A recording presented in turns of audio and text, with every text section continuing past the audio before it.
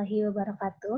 Perkenalkan, nama saya Murtiningsih, NIM C0B 018034.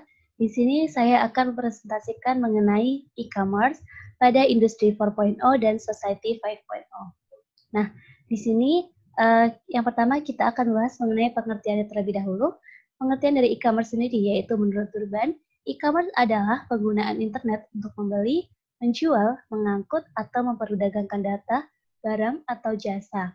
Nah, contohnya e-commerce di Indonesia itu seperti Shopee, kemudian ada Tokopedia, Bukalapak, Lazada, Blibli, dan lain sebagainya. Kemudian ada pengertian dari Industri 4.0. Nah, Industri 4.0 merupakan area baru di mana internet hal-hal bersama dengan cyber system saling berhubungan dengan cara kombinasi perangkat lunak, sensor, prosesor, dan teknologi komunikasi memainkan peran besar untuk membuat sesuatu yang memiliki potensi dan akhirnya menambah nilai pada proses manufaktur. Kemudian ada Society 5.0. Nah, pemerintah Jepang mendefinisikan Society 5.0 yaitu masyarakat yang terpusat pada manusia, di mana dapat menyeimbangkan antara kemajuan ekonomi dengan penyelesaian masalah sosial menggunakan sistem yang mengintegrasikan dunia maya dan fisik. Lalu selanjutnya kita akan membahas mengenai perbandingan. Nah, perbandingan teknologi Industri 4.0 dan Society 5.0. Bisa kita lihat di sini teknologi Industri 4.0 itu di Society 5.0 itu sudah terdapat semuanya teknologi yang ada di Industri 4.0. Hanya saja pada teknologi 5G pada Industri 4.0 belum diterapkan saat ini karena teknologi tersebut walaupun sudah ditemukan dan dipakai, tapi belum diimplementasikan secara massal di dunia. Nah, Society 5.0 ini masih berupa visi, oleh sebab itu bisa merencanakan pemanfaatan teknologi di masa yang akan datang, tetapi tidak menutup kemungkinan bahwa Industri 4.0 juga akan menggunakan teknologi tersebut di masa yang akan datang. Lalu selanjutnya, e-commerce di era Industri 4.0.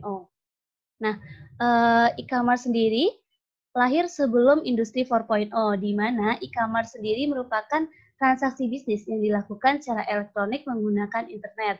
Jadi bisa dikatakan secara umum bahwa e-commerce berhubungan dan berkesinambungan dengan Industri 4.0. Kemudian ada kerangka e-commerce. Nah, kerangka e-commerce ini yang pertama itu ada orang. Nah, orang itu berupa penjual, pembeli, perantara, dan lain sebagainya. Kemudian ada kebijakan dan peraturan, yaitu seperti pajak dan regulasi. Selanjutnya ada pemasaran dan periklanan, yaitu yang berupa promosi, konten web, dan target pemasaran. Kemudian ada layanan pendukung, seperti logistik, pembayaran, dan keamanan sistem dan jaringan. Kemudian yang terakhir yaitu ada kemitraan bisnis. Nah, hal ini juga sudah ada pada Industri 4.0, seperti dalam pengadaan bahan mentah dan distribusi produk, jadi sehingga pada e-commerce tinggal ditingkatkan kemitraannya. Nah, tadi setelah kita bahas mengenai Industri 4.0, maka dapat dibuktikan bahwa e-commerce dan Industri 4.0 memiliki hubungan yang selaras dan berbanding lurus karena dari segi teknologi, e-commerce akan menyesuaikan teknologinya dengan teknologi yang ada pada era Industri 4.0. Kemudian, Industri 4.0 juga memanfaatkan e-commerce dalam operasionalnya, sehingga e-commerce di era Industri 4.0 akan lebih berkembang dan maju lagi. Kemudian ada e-commerce di era Society 5.0.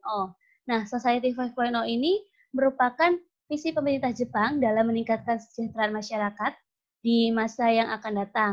Nah, kesejahteraan tersebut diraih dengan memanfaatkan teknologi sehingga bisa menyeimbangkan antara kemajuan ekonomi dengan penyelesaian masalah sosial yang berpusat pada manusia dan mempermudah lini kehidupan masyarakat.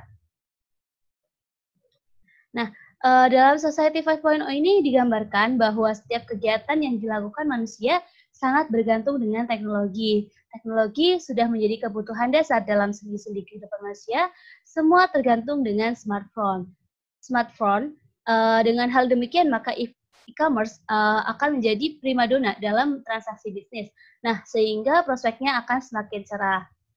Selanjutnya, di sini ada kerangka e-commerce Society 5.0, yaitu yang pertama ada orang. Nah, orang yang merupakan bagian dari masyarakat dalam Society 5.0. Kemudian, kebijakan dan peraturan dalam e-commerce ini akan disesuaikan pada era Society 5.0 sesuai dengan pemanfaatan dan kemajuan teknologi. Kemudian ada pemasaran dan periklanan pada e-commerce di era Society 5.0 akan semakin mudah karena masyarakat sudah terhubung ke internet dan menjadi gaya hidup mereka. Nah, selanjutnya ada layanan pendukung. Di sini seperti logistik, pembayaran, dan keamanan sistem dan jaringan di era Society 5.0 dan tentunya layanan pendukung akan diperkuat dengan teknologi-teknologi yang ada di Society 5.0 sehingga mempermudah layanan pendukung e-commerce termasuk dari segi keamanannya. Nah, dan terakhir di sini ada segi kemitraan bisnis. Dari segi kemitraan bisnis e-commerce pada era Society 5.0 akan dipermudah untuk menjalin hubungan kemitraan dengan menggunakan teknologi yang ada pada Society 5.0.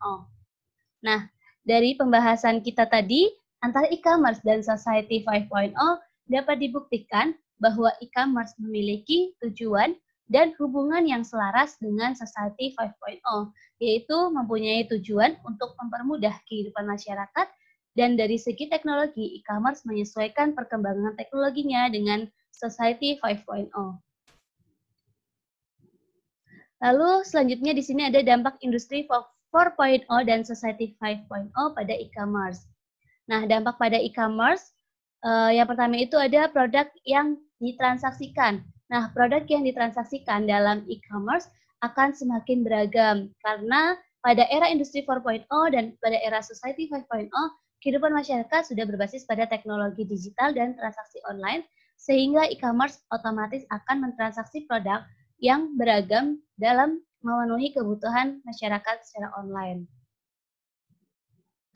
Kemudian ada pertumbuhan perusahaan startup. Nah, di sini pertumbuhan perusahaan startup itu akan meningkat secara signifikan karena pada era industri 4.0 dan Society 5.0 akan melahirkan produk yang beragam dan transaksi bisnis yang semakin tinggi.